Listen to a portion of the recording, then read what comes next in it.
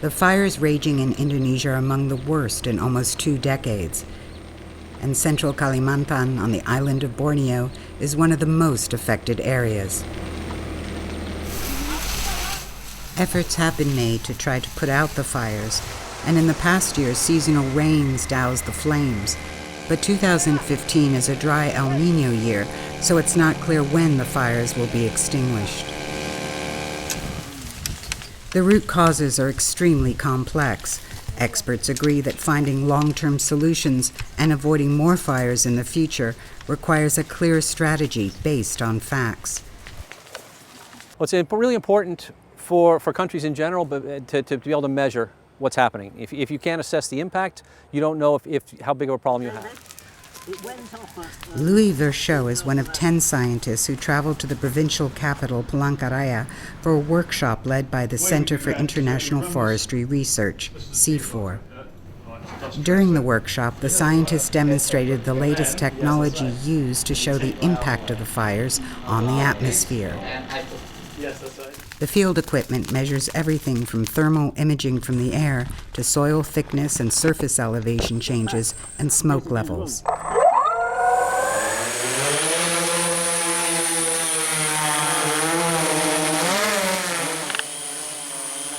We've got an instrument to measure particles, and these include the particles that can get into the human respiratory system when you breathe them in.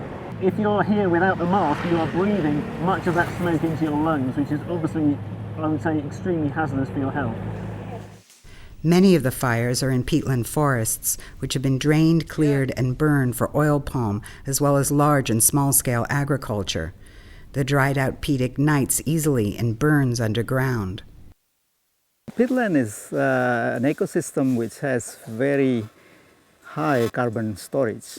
So you can stand there, you can feel how bumpy it is. So underneath here is this huge amount of organic material stored for thousands of years.